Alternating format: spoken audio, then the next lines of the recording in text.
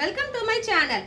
இன்னைக்கு நம்ம பார்க்க போறது ரொம்பவுமே அருமையான சூப்பரான ஒரு ஹெல்த்தியான டிஷ் தாங்க.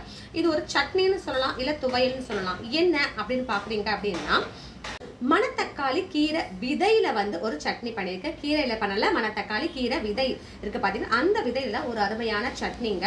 என்னோட சேனல்ல பாத்தீங்கன்னா 35க்கும் மேற்பட்ட நிறைய சட்னி ரெசிபிகள் இருக்கு. அதோட லிங்க் டிஸ்கிரிப்ஷன்ல கொடுக்குறேன். இந்த சட்னி பாத்தீங்க அப்படின்னா காரம், இனிப்பு, உப்பு, புளிப்பு, துவர்ப்புன்னு எல்லா சுவையும் கலந்து ரொம்ப நல்லா இருக்குங்க. இந்த மணத்தக்காளி கீரை விதை பாத்தீங்க அப்படின்னா உடம்புக்கு அவ்வளோ நல்லது. வயிற்று புண்ணு, வாய்ப்பு நல்லா வந்து குணப்படுத்துங்க. அது இந்த மாதிரி சட்னியாவோ துவையலா செஞ்சு சாப்பிட்றப்ப ரொம்ப அருமையா இருக்கும். ரொம்ப ஹைலைட்டான விஷயம், இந்த தேங்காவே நான் ஆட் பண்ணலைங்க. பார்த்தீங்க அப்படின்னா உடம்புக்கு அவ்வளோ நல்லதாக இருக்கும். ஸோ தேங்காய் சாப்பிட வேண்டாம்னு நினைக்கிறவங்கள கூட இந்த சட்னி செஞ்சு சாப்பிடலாம். இட்லி, தோசை, சப்பாத்தி, ஒயிட் ரைஸ் கூட செமையாக இருக்குங்க. வாங்க இந்த டேஸ்டியான ஹெல்த்தியான சட்னி எப்படி பண்ணது வீடியோக்குள்ளே போய் பார்க்கலாம். ஒரு கடாய் எடுத்துக்கோங்க. அதில் ஒரு ஸ்பூன் வந்து எண்ணெய் ஆட் பண்ணிக்கோங்க. எண்ணெய் கொஞ்சம் சூடாகட்டுங்க. இப்போது ஒரு 5 பூண்டு பல் ஆட் பண்ணிக்கிறேன்.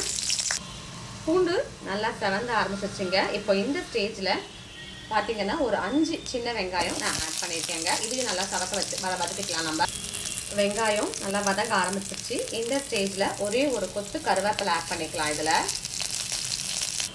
இப்போ எல்லாமே ஓரளவுக்கு வதங்க ஆரம்பிச்சிருச்சுங்க. இப்போ ஒரே ஒரு குட்டி தக்காளி பழம் பார்த்தீங்க அப்படின்னா அதை நான் கட் பண்ணி இதில் ஆட் பண்ணியிருக்கேங்க. ஒரே ஒரு குட்டி தக்காளி பழம் ஆட் பண்ணால் போதுங்க. கொஞ்சம் இதையும் நம்ம வந்து நல்லா வாசனை வரணும், நல்லா வதங்கணும். அதாவது நம்ம நல்லா வதங்கிக்கலாம். நம்ம நல்லா வதக்கிட்டு உங்களுக்கு நான் காட்டுறேன். லேசாக நம்ம வந்து தக்காளி வதங்க ஆரம்பிச்சிருச்சு அப்படின்னா இப்போ நம்ம இந்த விதைகளை ஆட் பண்ணிடலாங்க. இது என்ன அப்படின்னா மணத்தக்காளி விதைங்க. ஸோ மணத்தக்காளி கீரை வாங்குறப்ப நமக்கு அந்த விதைகள் தனியாக இருக்கும் பார்த்தீங்களா. நான் அதை மட்டும் தனியாக எடுத்து தான் இன்றைக்கி சட்னியே பண்ண போகிறேன் நான். ஸோ அதனால் நல்லா அதை வந்து எடுத்து நல்லா வாஷ் பண்ணி வச்சுட்டு அதை நம்ம அழகாக ஆட் பண்ணிடலாம். இங்கே பாருங்கள், குட்டியாக இருக்குது, பெருசாக இருக்குது, எல்லாமே கலந்து தான் நான் இதில் போட்டிருக்கேன் நான். ஸோ நம்ம எடுக்கிற விதையோட அளவை பொறுத்து தான் பார்த்தீங்க அப்படின்னா வெங்காயம், தக்காளி, பூண்டு எல்லாமே நாம் இதில் ஆட் பண்ணுறோங்க. ஸோ இதையும் கொஞ்சம் வந்து வதக்கிக்கலாங்க. இதுக்கு தேவையான வரமிளகா ஒன்று ஆட் பண்ணியிருக்கேன். ஏன்னா இந்த குவான்டிட்டிக்கு நமக்கு இது போதும். உங்களுக்கு காரம் கொஞ்சம் அதிகமாக வேணும்னா உங்கள் வரமிளகா ரொம்ப காரம் இல்லை அப்படின்னா நீங்கள் இன்னும் 2-3 கூட ஆட் பண்ணிக்கலாம். நான் எடுத்துருக்க குவான்டிட்டிக்கு தான் தக்காளி குட்டியாக 1, வெங்காயம் ஒரு 4-5, பூண்டு ஒரு 5 பல்லு, ஒரு கொத்து கருவேப்பிலை ஆட் பண்ணியிருக்கேன் நான். ஏன்னா நம்ம வந்து இந்த கசப்பு தன்மை எதுவும் தெரியாமல் டேஸ்ட் நல்லா கொடுக்கணுன்றதுக்கோசம் தான் நம்ம இதை ஆட் பண்ணியிருக்கோம். கொஞ்சம் நல்லா வந்து அந்த பச்சை வாடை எல்லாத்துலேயுமே போகணும். அந்த மாதிரி வதக்கணும். வதக்கிட்டு உங்களுக்கு நான் காட்டுறேன். நல்லா வதக்கியாச்சுங்க. உங்களுக்கு நடுவில் வந்து வதங்கணும் அப்படின்னா கொஞ்சம் நேரம் தண்ணி தெளித்து நம்ம லிட்டு மூடி வச்சு கூட வதக்கிக்கலாம். ஸோ அந்த மாதிரி நல்லா நமக்கு வதங்கிடுது. எல்லாமே நல்லா வதங்கிடுச்சு. இப்போ கேஸ் ஸ்டவ் ஆஃப் பண்ணி வச்சிடலாங்க. நல்லா ஆறுனதுக்கப்புறம் நம்ம மிக்ஸி ஜாரில் மாற்றிட்டு உங்களுக்கு நான் காட்டுறேன். எல்லாமே சூடு ஆறிடுச்சுங்க. ஒரு மிக்ஸி ஜாரில் மாற்றிட்டேன். இதுக்கு தேவையான உப்பு, அப்புறம் இதுக்கு தேவையான வெல்லம். ஏன்னா நம்ம வந்து எடுத்துக்கிறது மணத்தக்காளி கீரை விதைன்றதால கொஞ்சம் வெல்லம் ஆட் பண்ணால் ரொம்ப நல்லா இருக்குங்க.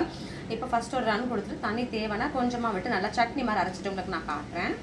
சட்னி ரொம்ப சூப்பராக ரெடி ஆயிடுச்சுங்க. அருமையாக இருக்குது. சட்னி டேஸ்ட் அவ்வளோ நல்லா இருக்குங்க. இதில் பார்த்தீங்கன்னா காரம், இனிப்பு, உப்பு, புளிப்பு, அந்த கசப்பு எல்லாமே கலந்து சாப்பிட அவ்வளோ டேஸ்ட்டாக இருக்குது.